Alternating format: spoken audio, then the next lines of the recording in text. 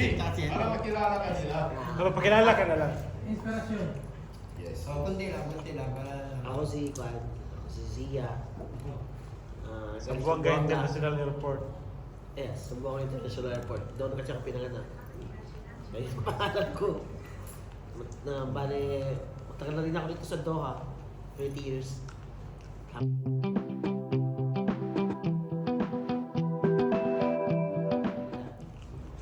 Dito na yung mga family ko.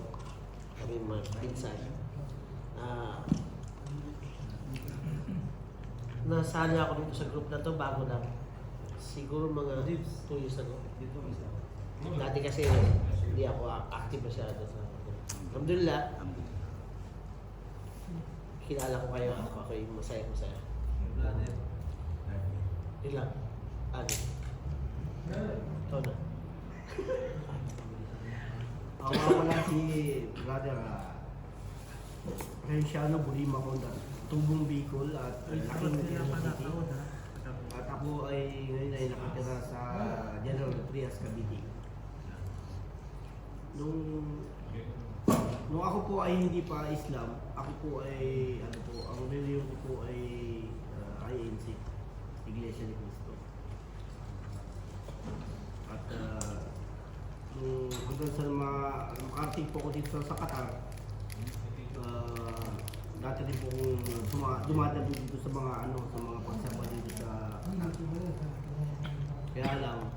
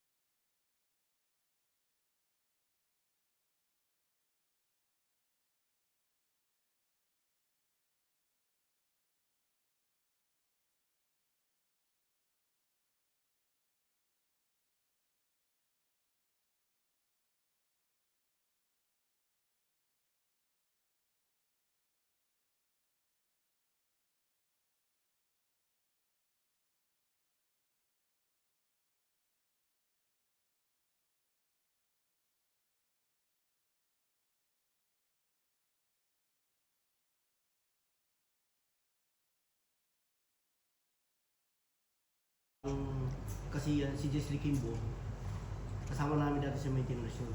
Ngayon parang mayroong nagdadawa-dawa. Nakikinig din lang ako, pero hindi pa yung totoong Hanggang sa 2019 yata yun, o 18. Napalipat naman kami dun sa sa Shining niya. Yun, dun namin nagdadawa doon sila yun, sa Pangilinan. Yun, nagano kami doon kasi may sila magano yung sa mga basketball, palaro ng shooting. Kasi nagdadawa sila doon.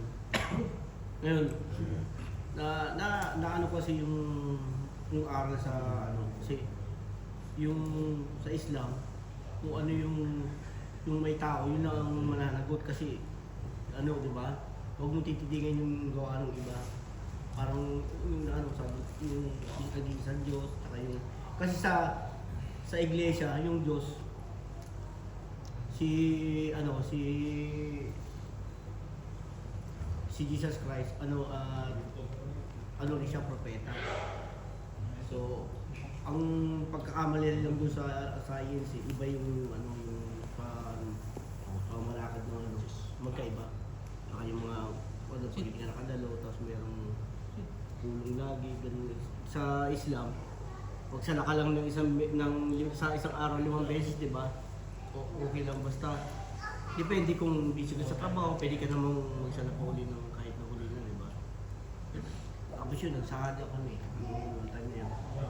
Hindi lang pa lang dun sa pagsahada, matatapos yung kasi nagsyahada kami, marami kami nagsyahada. Siguro mga 20. Ngayon, nag-iisip ako, paano ko kaya paano kaya ako ano, kasi wala akong kaalaman. Ngayon, hindi ko pa alam kung paano magsala. Hindi ko pa alam eh. Nung time na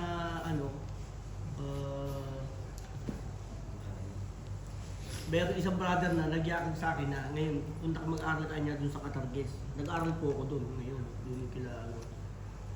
Dun sa kabila po. Nag-aral po ako dun. Pero pag-aaral dun pala matutuklasan mo yung totoong kung paano magsala, kung paano sa ulo ng alpatia, gano'n. Yung umpisa ng sa mga basic. Tapos yun, natuloy-tuloy na po ako. Tapos yung time naman na kasi nagkaroon ng COVID, di ba? Na-stop na naman po yung Eksakto naman, nagsala ako dito ng kasi Ramadan, nakita ko si Ustad Haron. Ali, nakapag-umrah ka na ba? Sabi ko, hindi pa po. Kasi wala natigil yung pag-aaral doon sa Catargues. Tapos nung nagkita kami, sabi niya, gusto mo ba ipagpatuloy yung pag-aaral mo? Kaya lang, magbalik ka uli sa basic level 1 hanggang level 4. Ay, bumalik uli ako. Parang talaga nagsakripisyo ako. Sabi ko, sige po, okay lang po, walang problema. Kahit isang taon bago ko natapos yung level 4 ulit sa kanya. Tapos saka ako nakapag-umrah. Yun, nakasama ako nakapag-umrah, alhamdulillah. Siyempre, first time ko na nakapag-umrah nakasama ko sa kanila. Nung last March yata yun. Nakasama po ako, alhamdulillah. Tsaka dito ko po natutunan sa Islam yung kung paano makipaghalubilo sa mga brother. Tsaka yung kung paano gumamit ng sabar, yung pagtitimpi kahit nang minarinig kang hindi maganda. Pagpasok dito, labas. Kasi yun ang turo ng Prophet Muhammad sallallahu alaihi wasallam. Alin, tawarin mo kami kung may nasabi. Ay, wala lang po. Sa akin wala lang. Si Saud no. Joke, kahit joke wala po. Kasi ako, sa tanda ko na to, okay lang po yung sa akin. Pagpasok dito, labas yun sa akin. Wala yun sa akin. Kasi, hindi wala yun sa akin. Kasi, lalo ngayon, itong Ramadan, importante po yung sabar. Tsaka, yung ibada natin, mababawasan yun pagka tayo nagalit. Mawabaliwala yung natin yung ibada, tsaka Pero maganda rin bro na makahingi kami ng patawad kasi although na nagtitipid ka, pero paano naman yung kami na ay, hindi naman po ako ganun. salita ng hindi maganda. Sanay po ako sa ganyan. Kaya na dapat Hindi. Tanggapin mo na yung tutulog. Sige po, walang problema. Wala sa akin, pero wala sa akin po yung gawang tatanim. Bigyan si Saud talaga no. Hindi po ako nagsagaling ng galit kahit sa Andun na, lumipat na lahat sa center. Natulog din ng mga Pilipino. Cellphone. At ngayon, alhamdulillah, ngayon ako'y natutunan na magbasa ng Quran kasi doon sa kabila wala akong pag-aaral talaga doon ng sa basic po. At least kahit pa paano na, tsaka yung mga kaalaman, lalong nadagdagan pa rin po kasi doon walang tinuturo po doon sa kabila. Aywa, okay brother Musa. Bismillah. Assalamualaikum warahmatullahi ta'ala wabarakatuh. Waalaikumsalam. Ako nga pala si Jason Sotero, Tubong Valer, Aurora. Uunahin ko yung development ko sa fasting. Ang napapansin ko doon kasi ito pangalawang beses ko lang mag-fasting. Ang napapansin ko is nagkakaroon ng hindi naman kaunti, kaya lang control sa sarili ba? Kasi andyan yung pagsubok. Lalo na nasa environment ka ba ikaw lang yung Muslim?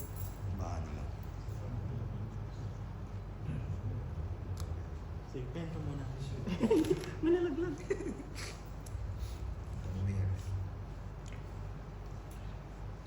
Minsan, pasok ka sa kwarto, nabutan sila. Oo. Tapos sabihin nila sa'yo, halika! Sabi mo, ikaw naman, hindi ka naman pwede. Sabi mo na lang, sige, okay lang, pass. Mahirap. Hindi ka naman pwedeng magalit kasi tapos, yun na nga, yung isa pa doon, kung tutuusin, kung pag lang, nagkaroon ako ng takot. Takot hindi sa tao, kundi sa Allah.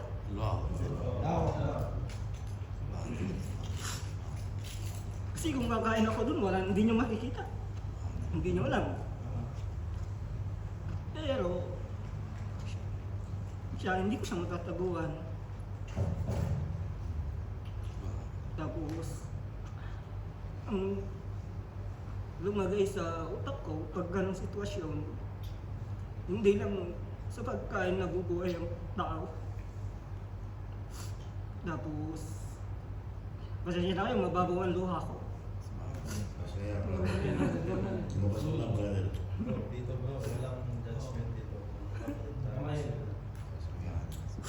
Hindi lalabas ng ano mo eh. Nandito. No? Hindi sabihin mo yun. Yan yan siya, yung naghalo yan ang saya saka yung iyak siya dahil sa tanggap niya yung Islam na masaya siya. Yun, naman ko na yan ang ganyan. Tapos, ang isa pa na pinapatakot ko, itama niyo ako kasi kung mali yung paliwanag ko. Kasi meron akong narinig na sa araw ng pag-ukom, siyempre mag-isa lang ako sa pamilya ko na Muslim.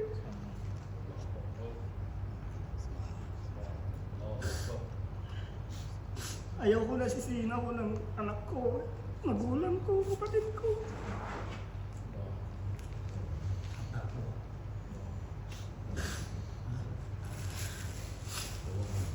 Ayaw ko pagdating ng araw na yun na sabihin nila sa akin, siya ang pag-usahan mo.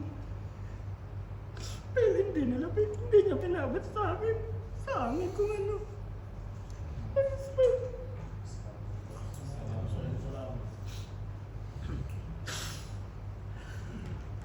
May isa pa na tumatak sa isipan ko.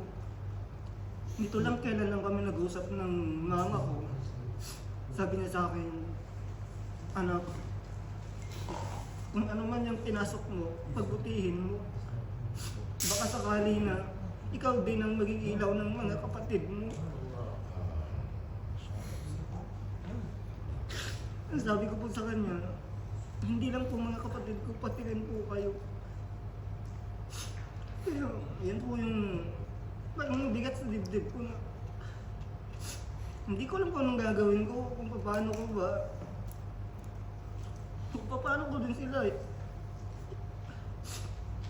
paano ko din sila idadala dito sa ating relihiyong Islam. Sabi ko na nga po kanina na ayaw kong dumating sa akin yung pagkakataon na sa aking pag-uwi, sisihin nila ako.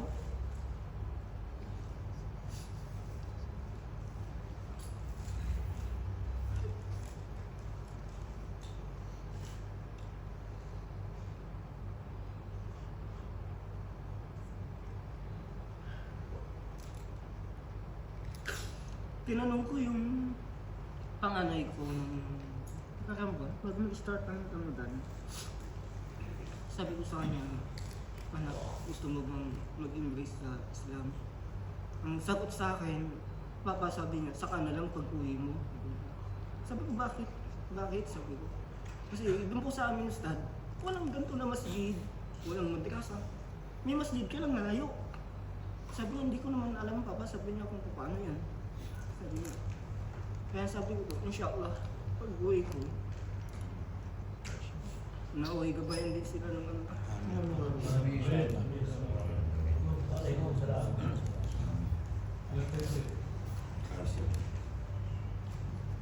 Kinausap ko din yung mga kuya ko. Kaya lang, ganun din, hindi pa rin sila ready. Siguro wala pa rin sa kanilang gabay. Hindi ko alam kung ano ba talaga yung kadag sa aming pamilya. Kaya yun po yung pinagbuto ako ngayong Ramadan na sana magabayan din sila.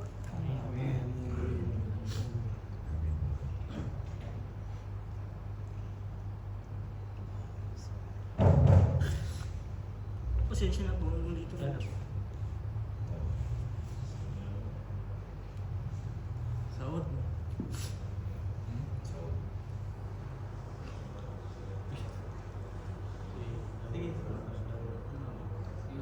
Next. wala na siya. Hindi, si Paul gusto ko. Bili ng ice cream. Ah, sige. Sa kalagay bro sa iyo. Last year,